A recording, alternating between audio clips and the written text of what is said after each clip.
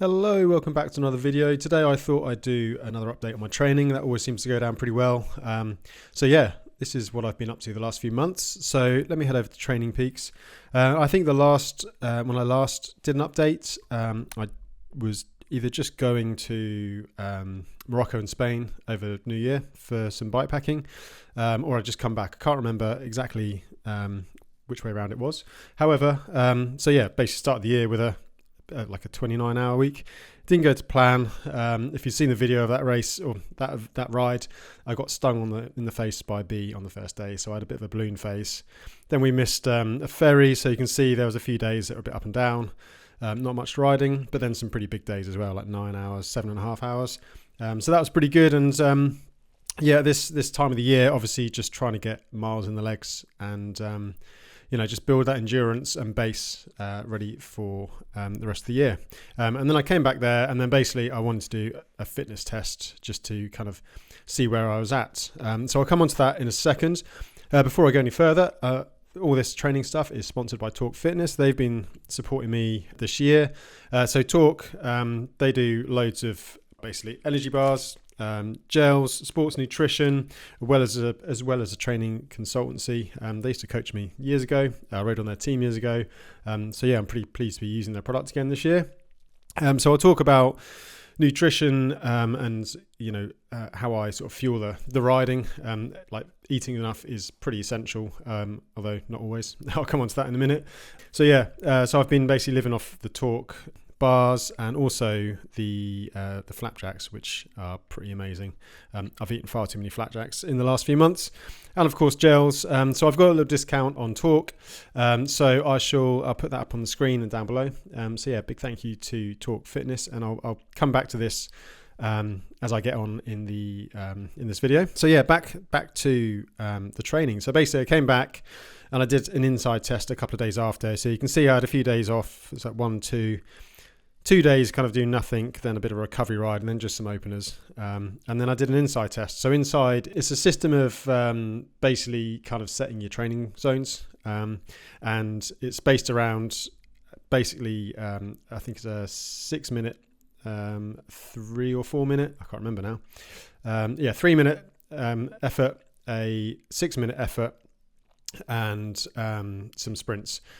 So yeah, I did that just to sort of set the benchmark and make sure I was training right.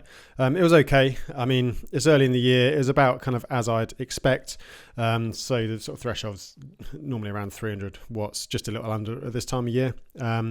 So yeah, I'm not exactly world class on numbers, but yeah, it's enough to do what I need to do. So I did that test and then basically just got back into training. It's worth saying as well that the weather was horrendous in January and February. If you live in the UK, you know that already. So yeah, I try and avoid the turbo trainer because I just don't enjoy it and it's just a chore for me.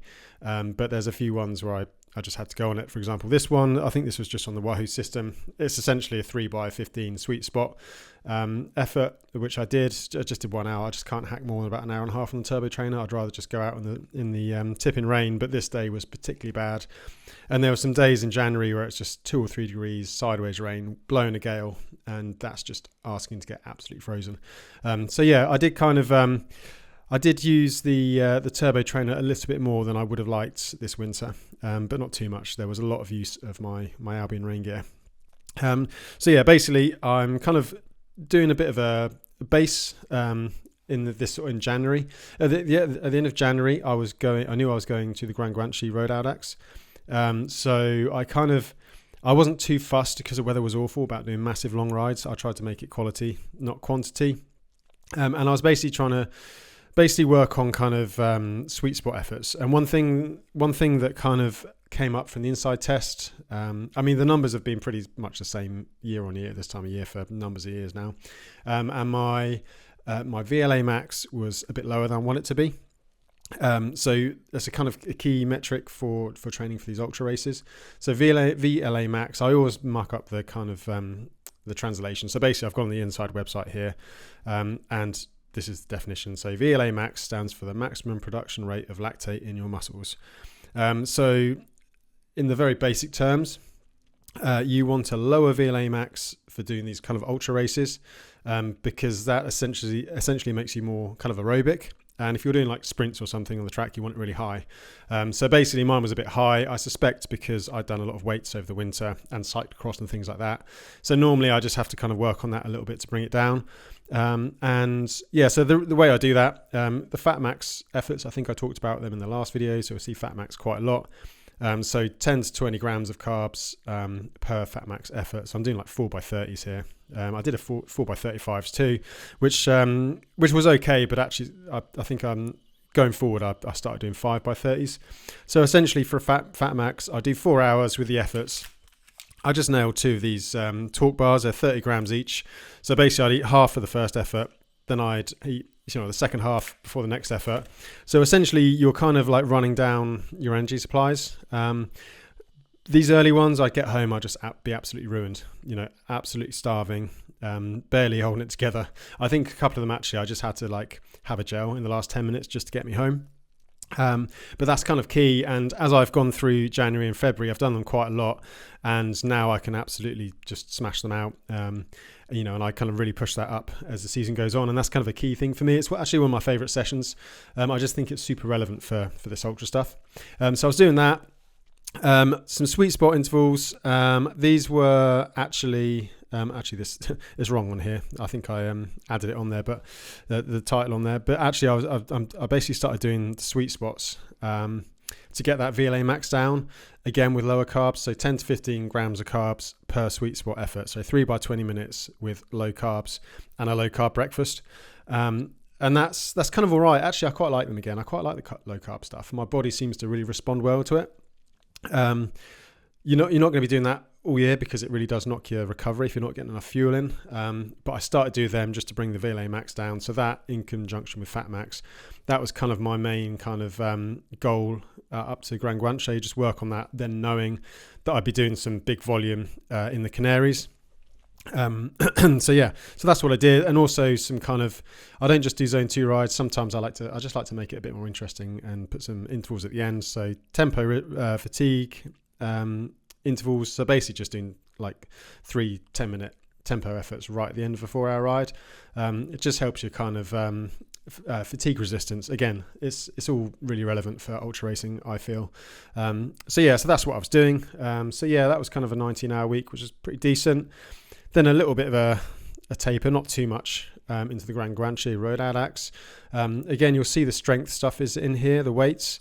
Again, I just think being really strong and robust is key for just recovering and looking after yourself in these long ultras. You need to be able to withstand the kind of fatigue, all over fatigue. And I think it just helps being strong.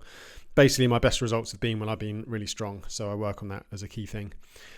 You may also see that just before Gran Guanche, I just progressed the sort of sweet spot stuff into some actual threshold stuff. So again, there's like 3 by, I think there were 10-minute efforts at the end of a long ride. So that would be just, basically it's full gas at the end of a ride. Some days it's good, some days it's bad. You need to eat a lot. So yeah, definitely smashing gels and stuff. I normally have a gel or 2 just before the end, and quite often a lot of drink mix on that end part, just to make sure you have enough fuel for the efforts. You can see I kind of took it easy for a few days, and then the Gran Guanche road ADAX. So that was a big week. Rode with my friend Manu. Ended up doing 27 hours, which is pretty good. And it was a lot of climbing too. So I knew basically through January I was just waiting for this week of sunshine, and got a lot of volume in, which was nice.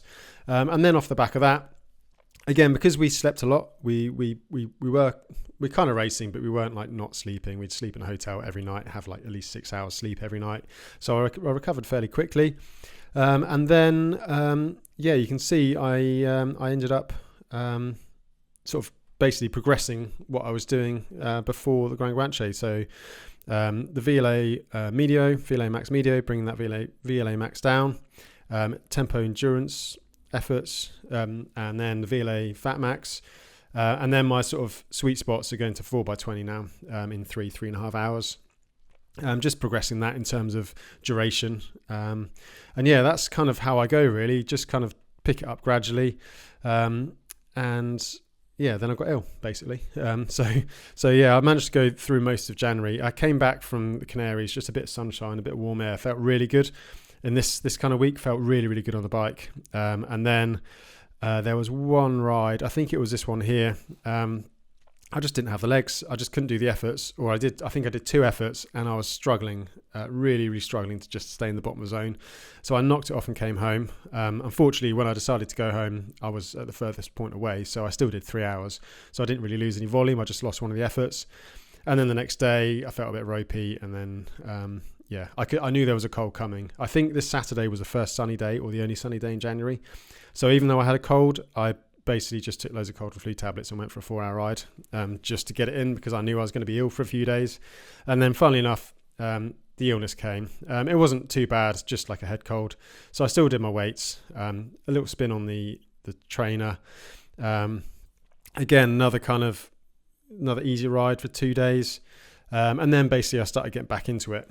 So I just did a 3-hour ride just to keep moving, and then back into these threshold fatigue resistance threshold blocks. It kind of progressed. Like it was a bit of a rest. You can see my CTL was it didn't really progress. It bumped up quite a lot after the Gran Guanche, and then I got stagnated a bit by being ill.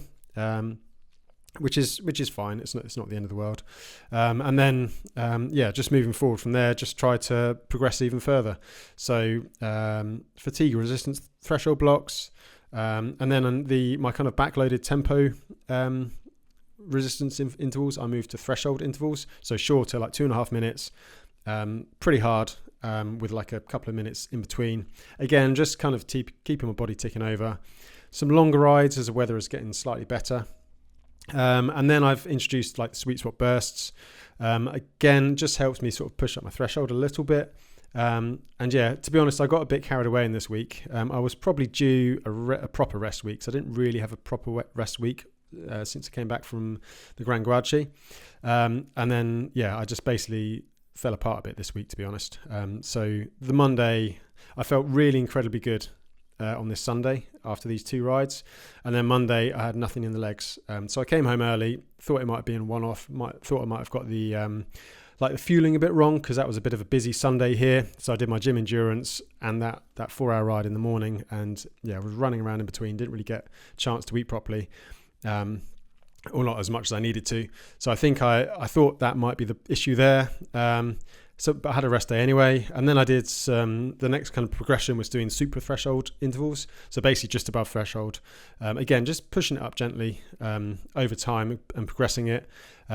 Felt really good, really, really good in that ride. Did some good numbers, enjoyed it, and then I just had nothing the next day.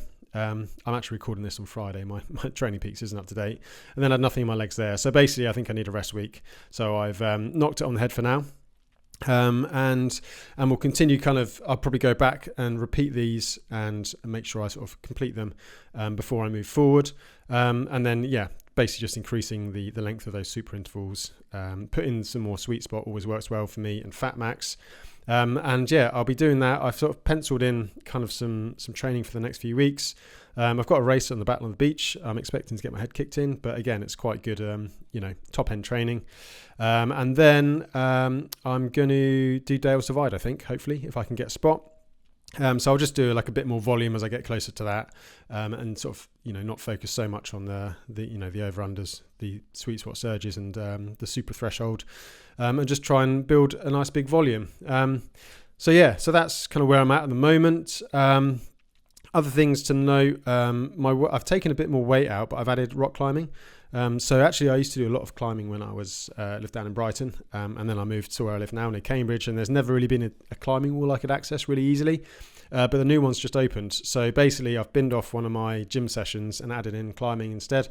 For me it works super well. I just feel like it's kind of, I don't know, like yoga and strength and conditioning combined, and some of my best results I've ever had have been when I've been climbing all through the winter. I've basically lost one gym session and added a climbing session. Hopefully that will make me nice and strong and resilient to injury as the year progresses. And yeah, just one final thing on fueling. I'll just give you an example of what I do. So for example, on where are we looking? This endurance, fatigue, resistance, and threshold intervals. This is where I felt really amazing.